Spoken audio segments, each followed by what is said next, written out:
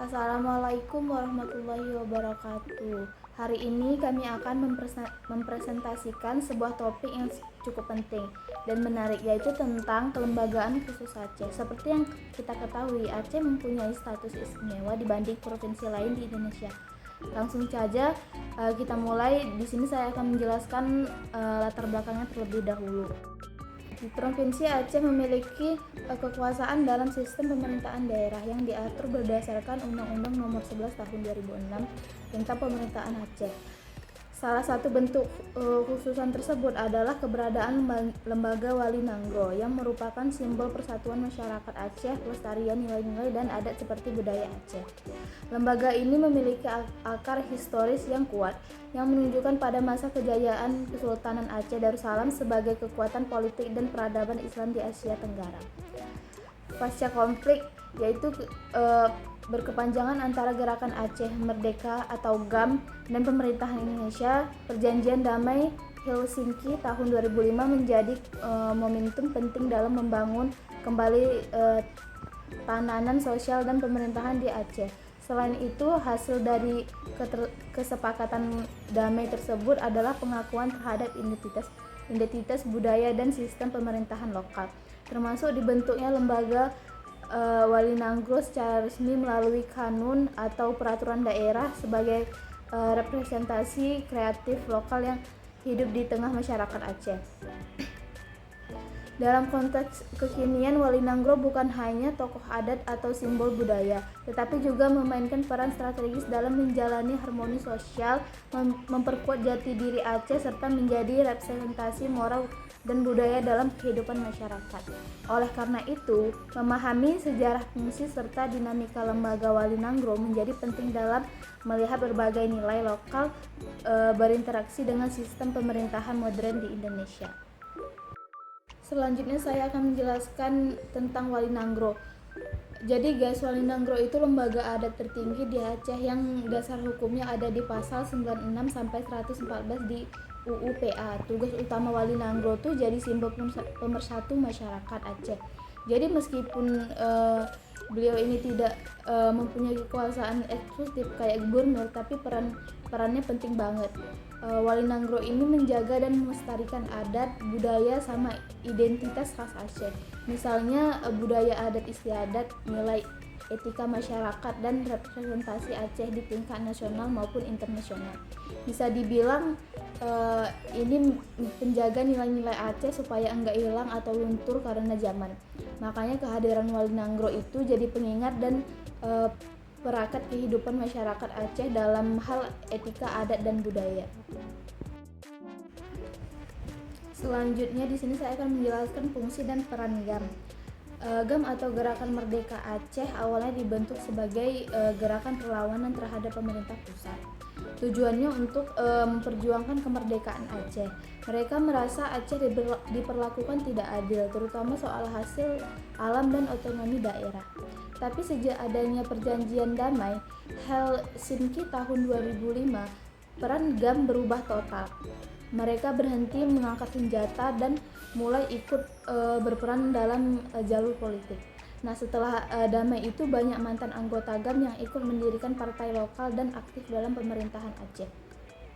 Jadi sekarang peran GAM bukan lagi sebagai sekelompok bersenjata, tapi lebih ke arah mendorong otonomi khusus Aceh biar tetap dijaga dan dijalankan sesuai kesepakatan damai.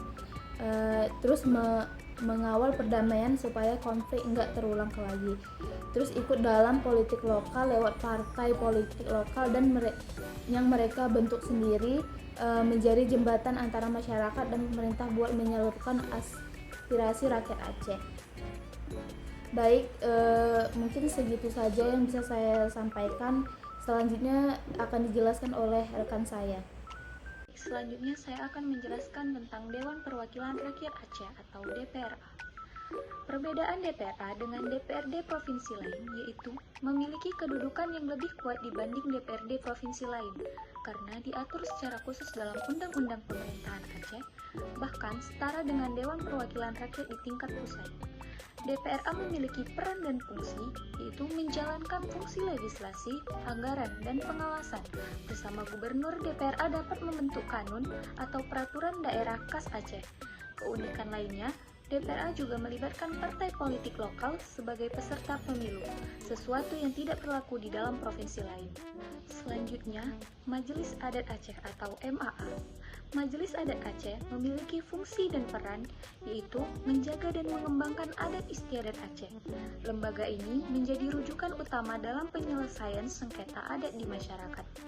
Yang kedua, mendorong pemberdayaan lembaga adat di tingkat gampong atau desa dan ikut mengembangkan nilai-nilai lokal ke dalam sistem hukum adat agar tetap relevan dengan kehidupan masyarakat Aceh saat ini. Selanjutnya adalah lembaga khusus lainnya yang ada di Aceh. Yang pertama, Mahkamah Syariah yang merupakan pengadilan khusus di Aceh yang lahir dari otonomi khusus daerah mulai aktif tahun 2003, memiliki wewenang yang lebih luas dari pengadilan agama biasa, tidak hanya menangani perkara keluarga tetapi juga perkara pidana seperti zina, khamar, maisir, dan muamalah. Proses pengadilan di Mahkamah Syariah dilaksanakan secara bertahap dan terintegrasi dalam sistem peradilan nasional di bawah Mahkamah Agung. Selain memutuskan perkara, Mahkamah Syariah juga bisa mengadili tindak pidana yang berkaitan dengan pelanggaran syariat seperti tidak berbusana Islami atau makan dan minum di siang hari pada bulan Ramadan. Yang kedua, Dinas Syariat Islam berperan untuk merumuskan kebijakan, menyusun regulasi serta mengawasi pelaksanaan hukum Islam di Aceh, melakukan sosialisasi penyuluhan, pembinaan, dan edukasi ke masyarakat agar penerapan syariat berjalan efektif dan diterima di masyarakat. Seperti Syariat Islam juga berperan aktif dalam mendukung berbagai proses penegakan hukum, mulai edukasi, pelatihan, hingga tahap penindakan yang pada akhirnya diserahkan kepada Mahkamah Syariah. Selanjutnya, peran kelembagaan dalam pemerintahan lokal sangat penting untuk menjaga identitas dan kedaulatan budaya daerah, serta mendorong partisipasi masyarakat dalam pembangunan bisa disambungkan ke praktik nyata kelembagaan lokal, misalnya kelembagaan seperti Lembaga Pemberdayaan Masyarakat dan Badan Permusyawaratan Desa. Dengan adanya lembaga-lembaga ini, masyarakat dapat lebih aktif terlibat baik dalam perumusan kebijakan maupun pengawasan pembangunan, sehingga pembangunan jadi lebih demokratis dan berkelanjutan. Baik, selanjutnya saya akan menjelaskan tantangan dan dinamika. Yang pertama, tumpah tindih kewenangan antar lembaga. Nah, ketidaktegasan batas wewenang antar lembaga pusat dan daerah menyebabkan konflik peran dan lambatnya pengambilan keputusan. Terus yang kedua, kurangnya pemahaman publik terhadap fungsi lembaga khusus. Dengan minimnya sosialisasi membuat masyarakat tidak memahami peran lembaga seperti Wali Nagro atau DPRA sehingga legitimasi dan partisipasi masyarakat rendah. Terus yang ketiga, dinamika antara kebijakan nasional dan otonomi daerah. Perbedaan kepentingan antara kebijakan pusat dan kekhususan Aceh menimbulkan ketegangan politik serta kebingungan dalam implementasi aturan. Terus yang keempat, ada efektivitas lembaga dalam menjawab kebutuhan masyarakat. Nah, banyaknya lembaga khusus belum optimal dalam menyerap aspirasi dan memberikan solusi konkret terhadap masalah lokal yang mendesak. Dari pemaparan yang telah kami sampaikan, dapat disimpulkan bahwa kelembagaan khusus di Aceh merupakan wujud nyata dari status kekuasaan daerah. Lembaga seperti Wali Nagro, DPRA, dan MAA memiliki peran strategis dalam menjaga identitas dan membangun Aceh agar lebih efektif. Fungsi dan sinergi antar lembaga ini perlu diperkuat dan dikembangkan sesuai dengan kebutuhan masyarakat dan dinamika zaman.